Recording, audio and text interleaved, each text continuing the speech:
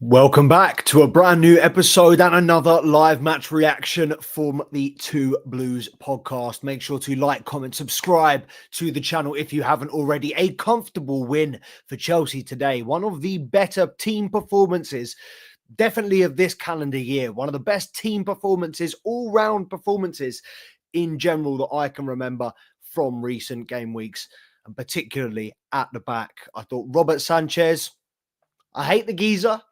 I need him out of the club. I need his contract terminated. But today, credit where credit is due. Superb performance from Robert Sanchez, although his distribution still isn't, anywhere near the level that we need him to be. And by no means is this me doing a U-turn on Robert Sanchez. Look, like I said, credit where credit is due. If a player has a great performance, a great game, I'm going to call it out and say it. And yeah, he rightfully got man of the match. I think Joe Cole gave him man of the match today. Fair enough. Two excellent saves to keep Beto and Dwight McNeil from scoring, particularly that one from Dwight McNeil in the last 5 minutes of the game when Chelsea, we've been struggling all second half. I thought on the whole today, for the first hour, very, very comfortable. First half was excellent. First hour, very comfortable. We did start to slow down and we did start to allow them to creep back into the game. And we kind of lost a little bit of our grip. We kind of just took our foot off the gas, let go of the throttle a little bit. But again, it's testament to this young Chelsea team that we got a result over the line that we wouldn't have done a month ago, 2 months ago.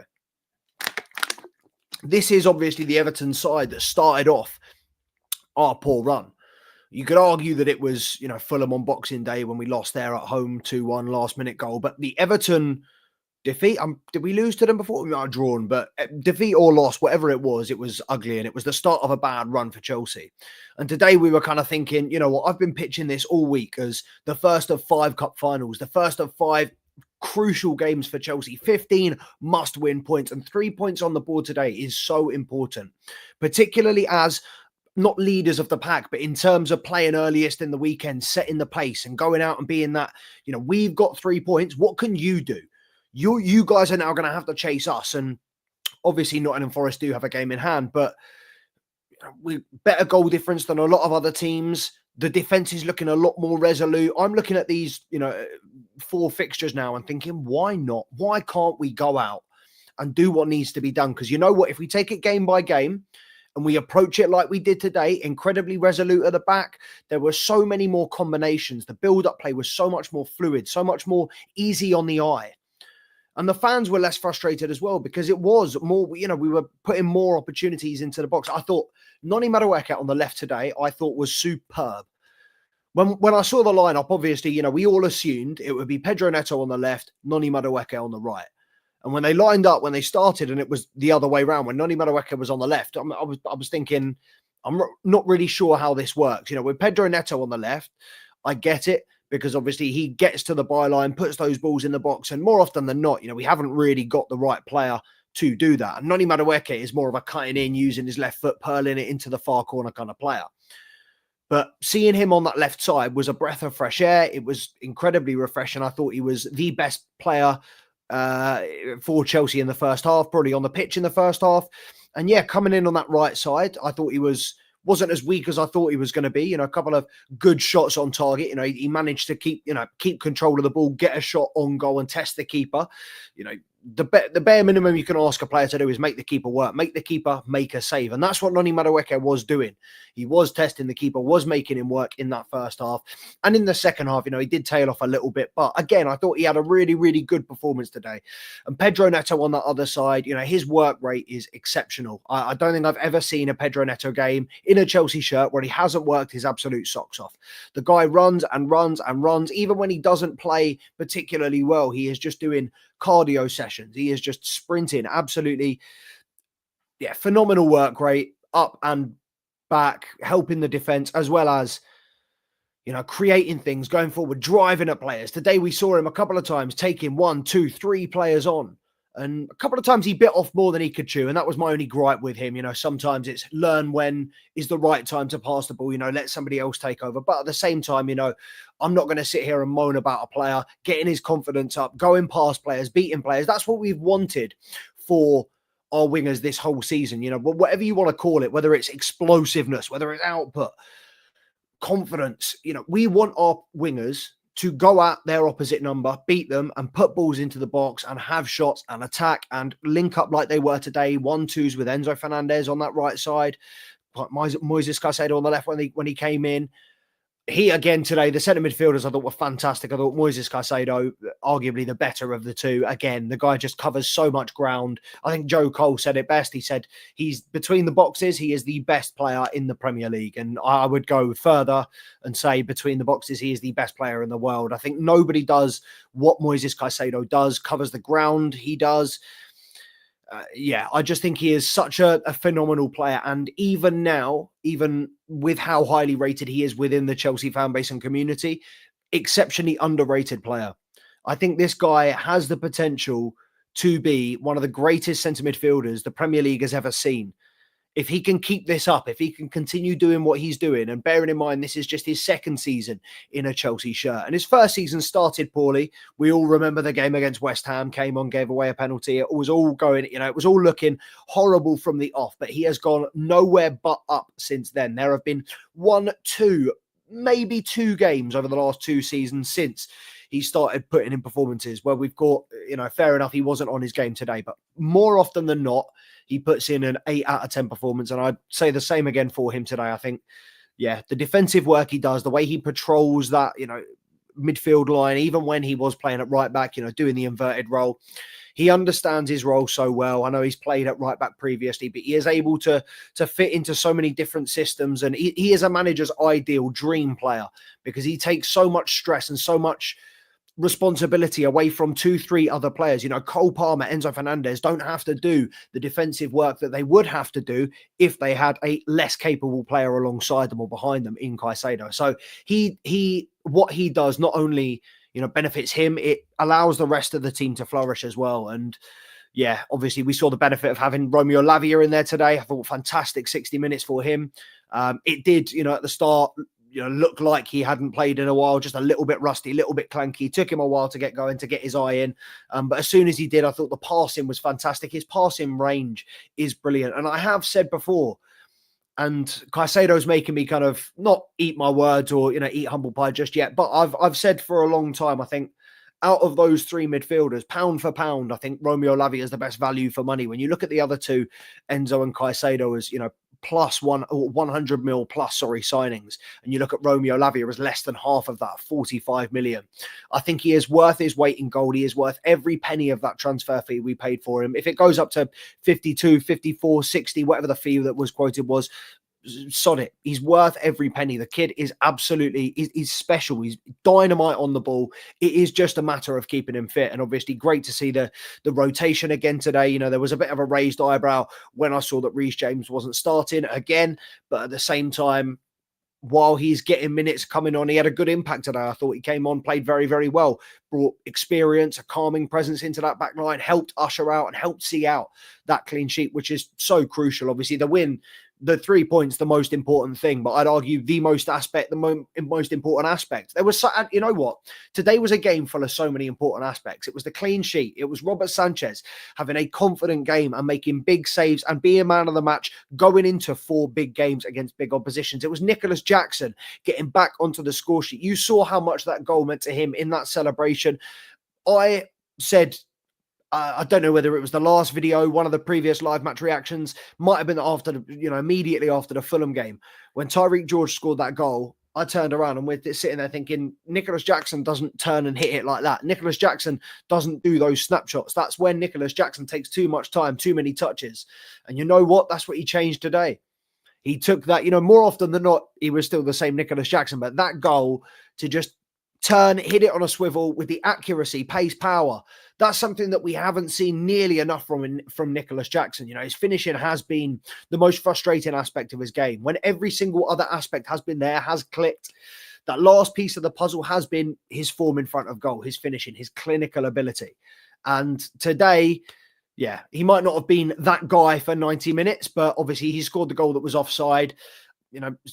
could have been a little bit more proactive in getting back on side, but I'm not going to moan at him because you know what?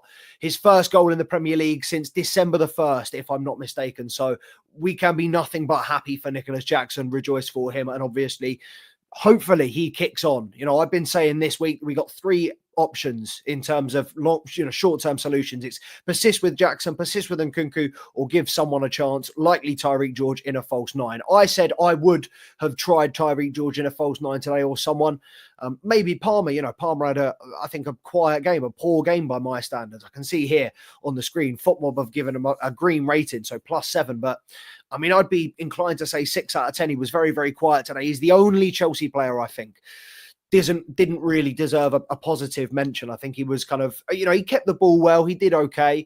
His stats will probably read quite well for the game, but I don't think he created enough chances. I don't remember him having a shot on goal, let alone shot on target. A few good deliveries into the box, but didn't really create any clear-cut chances. And again, just slightly too slow, slightly too nonchalant on the ball. I think the urgency needs to be there. I think he's very similar to Reece James. Reece James, when he comes on, I love the fact that he brings that calming presence and that he does sometimes slow the game down, and he does look like he has an air of, calmness about him in any given situation. But at the same time, I do feel like Cole Palmer takes that maybe to a slightly unnecessary level sometimes, slowing the game down when he doesn't need to. When there's an easy pass on, he's always looking for the $1 million ball. And if he can't find it, he's more than happy to wait 4, 5, 6 touches before he turns around and goes, okay, all right, you take it. And that's one thing that I'd like him to kind of change, and I'd like to see him be a little bit more fast, proactive. I think, his pressing today was good. His work rate for the team was good. And he did have some good, passages of play, good passes, good, he was involved in some good passages of play. So I'm not going to dig him out too much, but yeah, I think nothing to write home from Cole Palmer about today. And yeah, I think it's important for him to get a goal next week, because obviously we've seen the importance that goal had for Nicholas Jackson, and fingers crossed he kicks on. But Cole Palmer is obviously the guy, and we don't want him to finish this season while still in this drought. We want him to break this drought before the end of the season, before we go to the Club World Cup, because if we go over there and, it's foreign conditions and it's a bit hotter and the weather's, he's got all these variables that he can say, oh, I've got an excuse, blame that. Let's just get it out of the system. I think that's nearly 1,300 minutes. I said before the game, I think it was 1,200 minutes. So that's got to be 1,300 minutes now without a goal for Cole Palmer. So I know he's had the odd assist here and there. It's again, nothing to write home about, nothing special. We need him to get back to that creator that he is. And I know that it looks like we're going to be able to get it over the line in terms of the Conference League without him being at his best. But I genuinely think us getting Champions League hinges on Cole Palmer's ability to come back and start scoring in these next 4 games. Even if he doesn't score, we need him to have more of an impact than he did today. I need him to be more threatening going forward, have more shots. The Cole Palmer of recent, it looks like, before he was just having shots from everywhere and they were flying in. And then when he wasn't, he was still having the shots and they were going wrong. It looks now like he's kind of given up on having those shots in case they go wide. And in case it's, I can't do this anymore, I'm getting too fed up, too frustrated. He needs to just keep trying, keep peppering the goal. The more he packs in the funnel, the more is going to come out the other side of the pipeline. That there is only one way that he's going to score, and it's keep having shots. You don't buy a ticket, you don't win the lottery. You can't win the raffle if you don't buy a ticket. He needs to just keep going, get over the hump. We know he's a quality player. We know that it's in there somewhere, and we know that it's not like he's just going to drop off the face of the earth. He's, reports this week of Liverpool potentially being interested in him.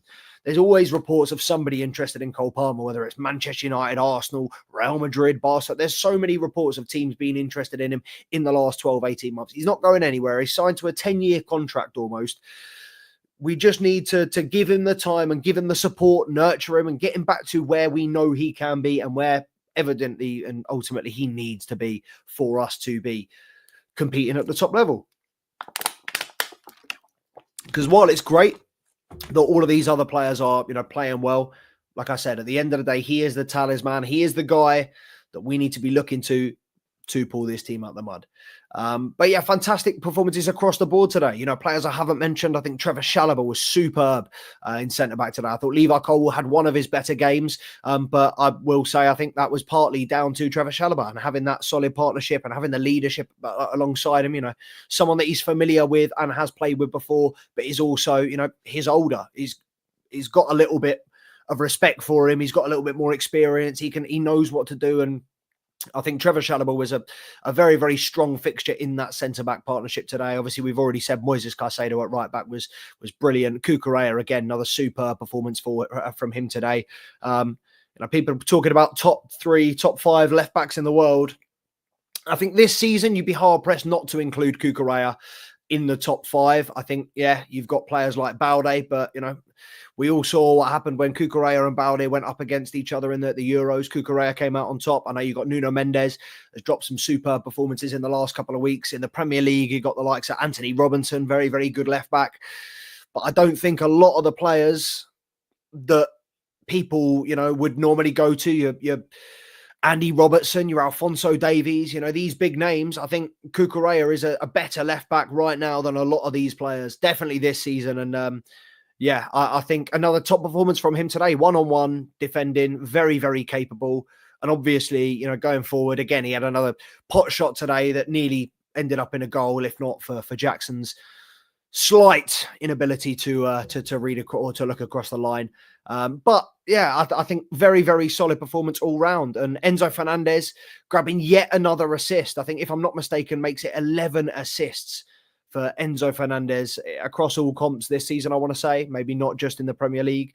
But this is a player that, you know, people have been asking for a lot more from in terms of output, in terms of goals and assist contributions, essentially. People have been saying that for the player that he is and all the good that he does in terms of his distribution, you know, I think his best position, Enzo, is as a 5, is a deep lying playmaker, is to sit back, you know, with Caicedo deeper and protecting him. But Enzo Fernandez does his best work with the ball, with the pitch in front of him. And when he can pick out those passes, like he did today, finding Nicholas Jackson, you know, normally it's into those channels, it's in behind the defender, but also into feet, you know, having Nicholas Jackson with the ability and the knowledge that he can do that, he can receive the ball into feet, turn, shoot. That is going to open up another opportunity for Enzo Fernandez to, you know, fire it into him. And no doubt that he's going to be able to find that pass. Enzo Fernandez, said it before, say it again, best distributor of a football, in this squad.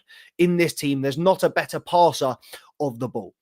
And I know that he's been kind of converted and pushed up a little bit into more of an 8, more of a box-to-box. And I do kind of see that. I do like the fact that he can now crash the box and he can now make those late runs, that Lampard-esque quality of being in the right place at the right time, arriving on the edge of the box when everybody else has already gone, you know, creating that space for yourself. And he, you know, that will grow with time. That will come with age, with experience. Enzo Fernandez still, 23, 24 years old, extremely young player, a lot of future. I've got a lot of time for him. I've got a lot of time for a lot of these Chelsea players. All 3 of these centre midfielders, I think, can be fantastic centre midfielders, can leave legacies in their own right. And I think these wingers, you know, show us at times they might not be consistent over 38 games. They might not be ready to you know, hit the conversations of the Sakas and the Palmers and the Salahs. You know, they're nowhere near that just yet, because they need to keep doing what they're doing and what we know they're capable of doing consistently over and over again over the course of 38 games, home and away. Do it against the big teams, not just against the Evertons and the Ipswichers at home. But you know what? I'm not going to sit here and complain when we're beating another bogey team. We've dug ourselves out of a difficult situation and we've put ourselves in good stead going into the next 4 games. This will do nothing but boost confidence. As I said earlier, a game of so many positive attributes, not just the win, not just the 3 points, and obviously putting us in good stead for the top 4, top 5 race, whatever you want to call it, Champions League race. But we have had a superb performance from a goalkeeper that I have had, and the Chelsea fan base have had very little faith this entire season in Robert Sanchez. And I've said all season, I don't want to go into a cup final, even if it is the Conference League. I don't want to go into a cup final with Robert Sanchez in goal. I don't trust him. And although it looks like Jorgensen will be the goalkeeper for the Europa League Conference League Cup final if we get there, We've got 4 more cup finals against Newcastle, Nottingham Forest, Liverpool, and Manchester United. And while I'm still not, like I said at the start of the video, I'm by no means doing a U-turn on Robert Sanchez. You'd be stupid to think that Robert Sanchez has dug himself out of it, the hole he's created with just one performance. But man of the match today, of course, clear. Very, very good performances across the board, but he was the one that saved us. 2 saves in the second half that saved us from losing 2 points, from dropping 2 points. We owe a lot to him. We owe him 2 points today. You know, I think for all the games that he's lost, for all the points that he's dropped, single-handedly made us drop, we owe it to Robert Sanchez today. We owe that 3 points to him. And I'm more comfortable going into that game against Liverpool and the game against Newcastle and Nottingham Forest, knowing that we have a keeper that is confident in himself. It's not necessarily about the form that he's in, because I don't expect him to hold it down over 90 minutes. He did some bozo stuff today in the first half. He was doing some wild, wild things. I don't know why he was making the decisions he was making, trying to come for some of those balls. But you know what? Saves like that, performances like that are going to do nothing but positive, nothing but boost his confidence going into these other big games. And, you know, like I said earlier, his distribution's still not there. With the ball at his feet, still not there. But we can't ask him to turn into Manuel Neuer overnight, because at the end of the day, we've all seen this guy. We all know what he is capable of in terms of the mistakes he can make. So let's not expect too much from this guy. Let's just be happy and positive. And you know what? If he posts on Instagram, I might even write a positive comment underneath. That might be listen, it's been a good day. 5-1 win for the under-18s earlier, with Ibrahim Rabaj coming on and having a great impact to hand in the 5th goal. Chelsea managing a 1-0 win today. I am very soon going to be off to Kingsmeadow to watch the under-21s in their playoff game against Wolves tonight. So make sure you stay in tune with Two Blues Podcast on the Instagram and TikTok, because I'll be doing some videos of that. I'm going to the game. It is at 6 o'clock tonight, kickoff. Make sure you're tuned in, because I'll do some sort of live stream, maybe on the TikTok or the Instagram. I'll post some stuff if I can. But yeah, I'm going to record a short now. Make sure to like, comment, subscribe to the channel if you haven't already. Let me know what you guys want to see as well, because we are now on a little bit of a different schedule. The shorts are going to be a little bit different format. We're going to be doing less live stuff. We're going to be dropping our first pre-recorded video of the new schedule on Tuesday. We're going to record it on Monday, put it out on Tuesday. Let us know what you want to see. We're going to be opening the floor to a few more questions. Any topics that you guys want to see, anything that you want to see, any opinions you have, players, video ideas, anything you want us to discuss, let us know in the comments, because we are, we're here. We're building something now. We are also now available to listen to on Spotify, as you can see in that bottom left-hand corner. I'll make sure to put the link tree in my YouTube description. But basically, if you go on the Instagram, you can find our Spotify link as well. All episodes from now on, maybe not the live match reactions. We'll post this one to see how it does. But all episodes from now on are going to be posted and available to listen to on Spotify as well. So that's just another avenue that you can listen to. And also, you can't just listen to it. You can watch it there as well. You can choose, watch the video and obviously listen to me talk shit, or you can just listen to the audio while you're in the car or whatever. So make sure to continue supporting. Spotify is now our primary destination, while we appreciate everything and everyone that has continued to support the YouTube. And of course, we will continue to put content out on the YouTube. That is no longer the main avenue. The main avenue is now Spotify. So make sure, guys, please go and stream our episodes that we've already put out. There are a couple of old episodes that we put out a while ago, a Lone Watch episode, and this week's episode that I did, the breakdown of Tyreek George and our short-term striker solution, is available to listen to on Spotify. And this episode, you know what? This episode is going to be available to listen to Spotify very, very shortly. So make sure to stay plugged in at Two Blues Podcast on the Instagram, on the TikTok, and on Spotify as well. Two Blues Podcast on Spotify. All of the details on the left. Make sure you leave your man of the match in the comments, guys. Appreciate everyone that's tuned in. Make sure to like, comment, subscribe. Please, guys, smash that like button. It's a massive help for us. Takes 5 seconds. Free. Takes a second. Don't take no time. Don't cost no money. Means a big deal to us, guys. Appreciate everyone for your continued support. And yeah, we'll see you again very, very soon. We'll see you on Tuesday. Make sure, well, you see me sooner on the Instagram, on the TikTok, but see you on Tuesday for our new episode of the Two Blues Podcast. Big up yourselves. Up the Chels.